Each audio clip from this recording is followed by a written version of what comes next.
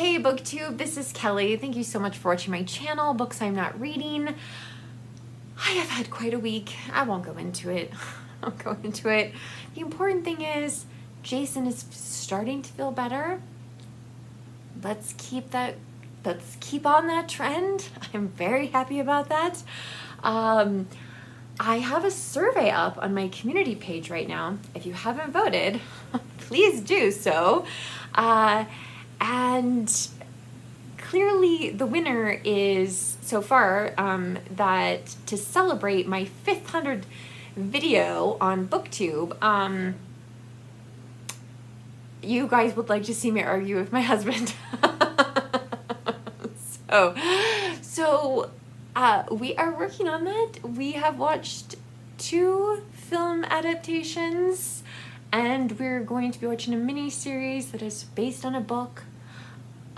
You probably can guess which one, but anyway, we have not started the mini-series, so we need to watch that, and then we need to have Jason get just a little bit better so that I don't have to edit quite so many coughs out of the video. Yeah, so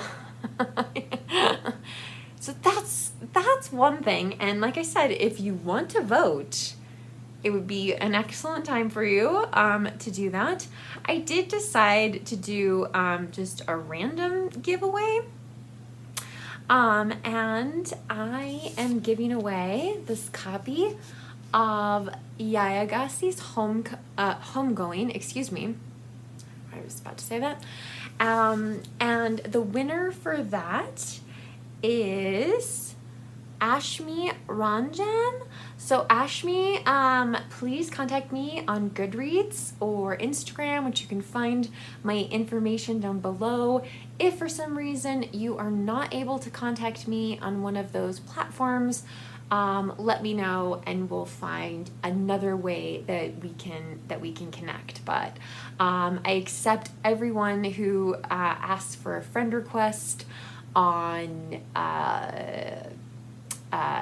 Goodreads and on Instagram. I always really try to make sure that I don't have any message requests that haven't been approved yet. So I do pay attention to that, even though I am terrible about posting on Instagram. What have I been reading? Let me just have a sip of tea here.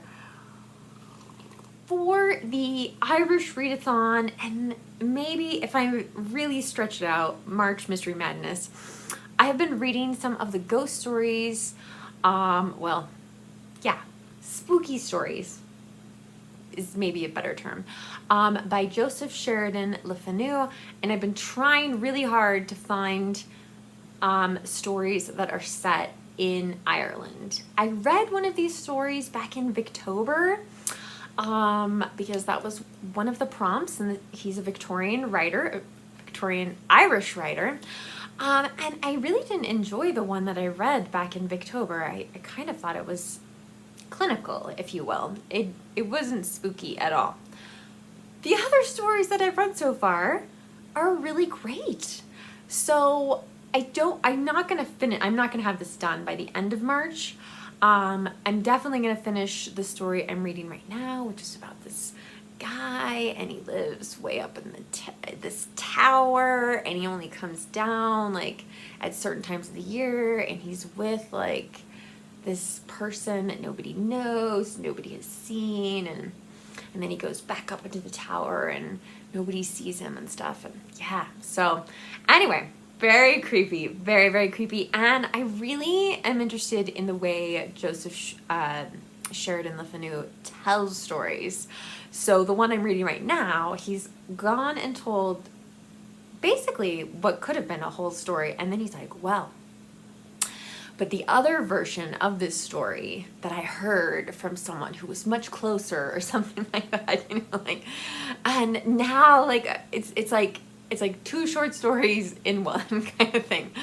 Anyway, so I'm gonna keep this out though, even though like I said, I'm not gonna finish it by the end of March, but I'm gonna keep it out.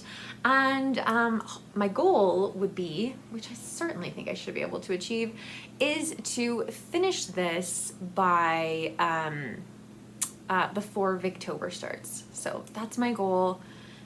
Wish there was a better edition of that. My big accomplishment for this week, though, which is all about March Mystery Madness, is Murder in the Marais by Cara Black. This is the first story in the Aimee Leduc mystery series, which has at least 16 books. I am not up for all 16 books. So I'm gonna have to see if my library has. I have 3 more books in the series, and I thought I had 2, 3, and 4, but I don't have 2. I don't know how that happened. Most of the books, these are published by Soho Crime. This is the 3rd one. I really like these kind of covers. But this first one was part of like a special passport crime. I think they were like trying to draw attention to mystery series. Anyway, it takes place, of course, in my favorite place in the world, Paris. You can see the Eiffel Tower at the bottom there. I think I'm assuming this is Cara Black's first novel. I think she did an admirable job of trying to pull the reader into this world. It's very hard to tell a mystery and introduce a character and a setting and an environment and all that kind of stuff together. So the thing that I struggled with the most is that not all of the book is from Aimee Leduc's perspective. There's a whole other section of the book that we see these other characters, and so there are oftentimes things that we know before the main character does. So yeah, I kind of figured out who the worst of the bad guys, because this goes all the way back to when Paris was occupied by the Nazis.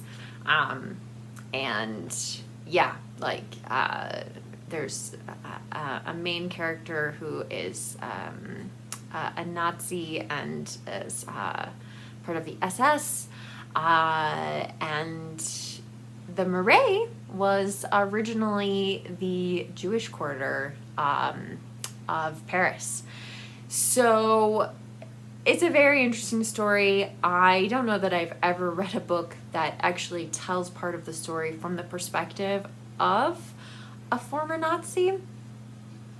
That was interesting. There's also a whole group of neo-Nazis in this book. And I was impressed at her ability to make them slightly more complicated characters. I think it would be very easy to just paint them all with this broad stroke. I just didn't like finding out things about the characters in the book and knowing them before Aimee does. I'm used to seeing everything from the main detective's perspective, rather than these things happening on the side. So I would like to continue the series, although I know I need to take a break from Paris. So I guess maybe it's a blessing. Maybe I'll discover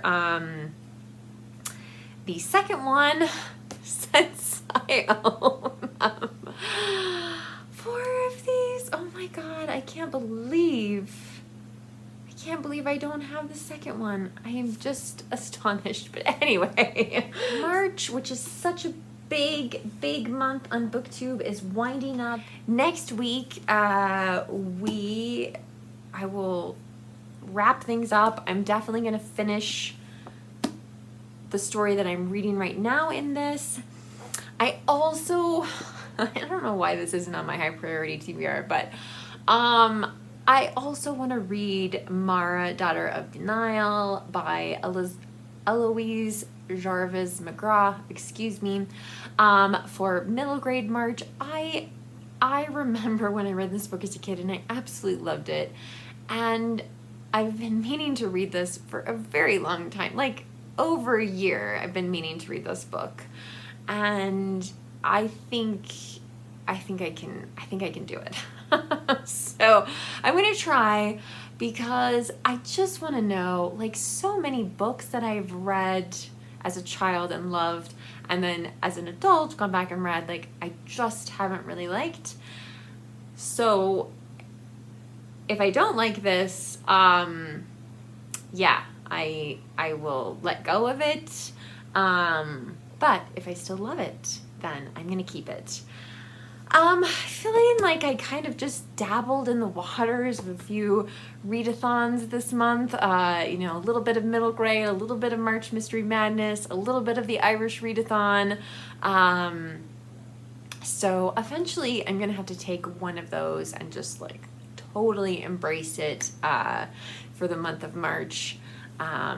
Had a little more flexibility this time because I wasn't reading a mammoth, since I already read my big mammoth for the year. But I'd love to hear about your experience this month, what events you've participated in, if you've read something fantastic that I should think about adding to a future TBR. Yeah, what are you or even just what you're reading this weekend if you're not participating in any events. Some of you, I'm sure, are still reading mammoths. I know one person in my household is, and that wrap up could be quite a while from now. The other thing I actually thought about reading, which isn't not related to anything for March, but I thought about reading Measure for Measure. This is one of Shakespeare's plays that I'm really curious about. And a play, you know, I mean, it's I'm not saying Shakespeare reads fast, but I don't know. I'm just really curious about this one. Could I read a middle grade book and this before March is over? I don't think so.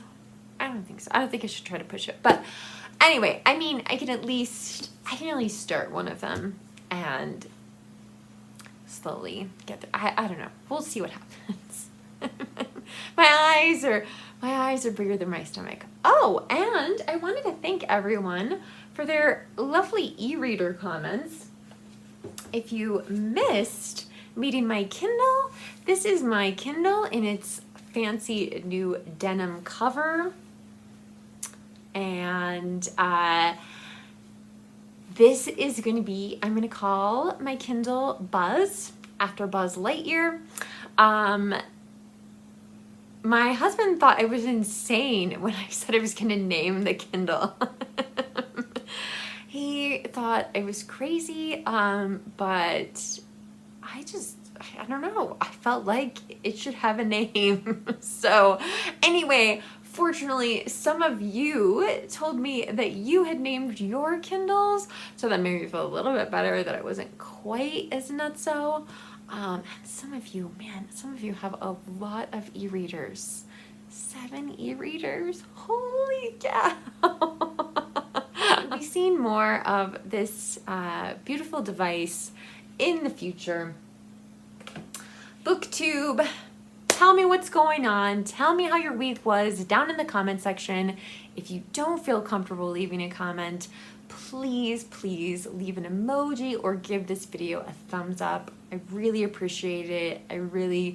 Those are the things I really pay attention to, and you know, giving a video a thumbs up can just be a way of saying like, hey, I'm here. So I do appreciate that. BookTube, remember to be kind to others and remember to be kind to yourself. Which one of those is more challenging? I'm not sure at this point, but I will be back soon with another video. Bye.